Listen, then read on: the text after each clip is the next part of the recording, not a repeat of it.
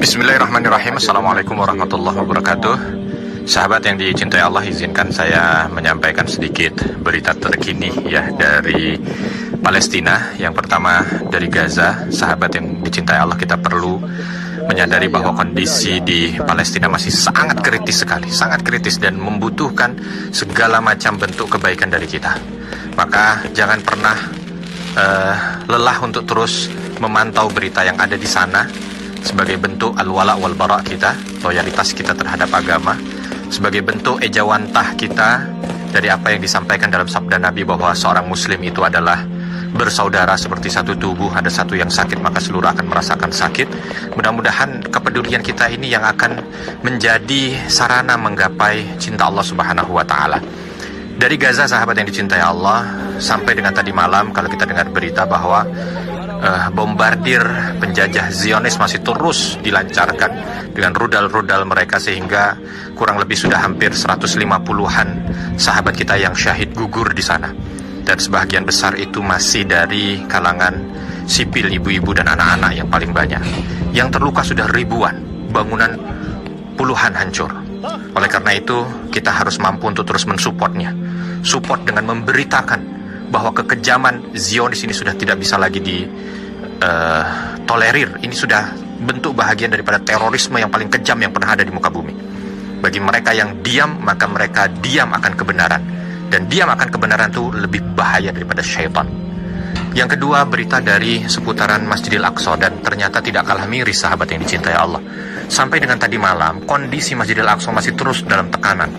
Ya, bagaimana penjajah ini berupaya untuk bisa menjaga semua orang yang ingin masuk ke dalamnya itu ya seolah dalam tanda kutip tidak bisa gitu. Apalagi ini yang perlu diwaspadai, bahwa hari Ahad ini, Ahad, Senin dan Selasa, orang-orang Yahudi ekstremis akan mengadakan acara hari raya mereka, ya, acara hari raya Tukus Tauriyah, ya, di mana mereka sudah mencanangkan, karena kemarin di tanggal 28 Ramadan mereka tidak bisa berhasil untuk mengambil alih Masjidil Aqsa, maka mereka seolah memundurkan itu, sehingga mereka sepakat kalau menjadikan Ahad, Senin dan Selasa ini adalah hari perjuangan buat mereka. Ya, hari perjuangan buat mereka untuk merebut Masjidil Aqsa.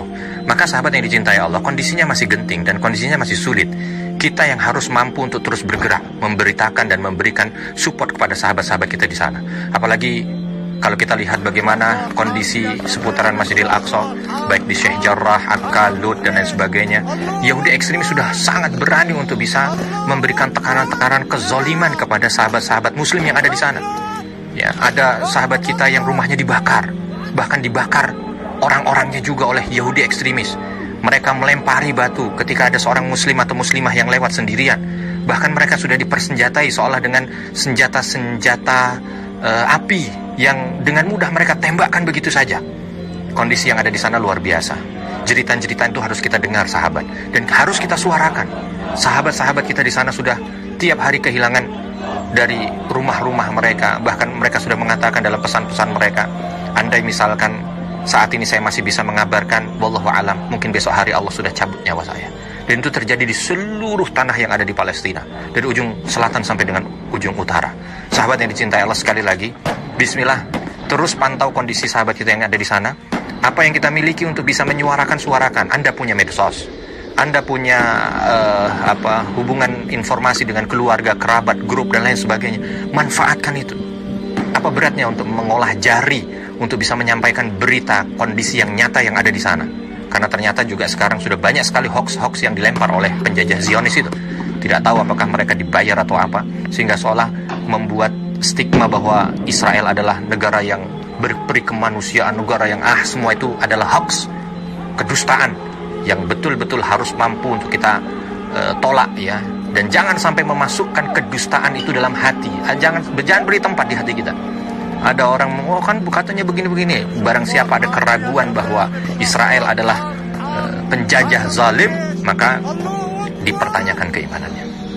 Maka dari itu sahabat yang dicintai Allah, bismillah, mudah-mudahan kondisi Senin, Ahad ini, Senin, Selasa besok, kaum muslimin yang ada di Baitul Maqdis diberikan kekuatan untuk menjaga, karena kekuatan dari Yahudi ekstremis juga sudah seolah full mendekat kepada masjid dan mereka berkeinginan untuk bisa mengambilnya.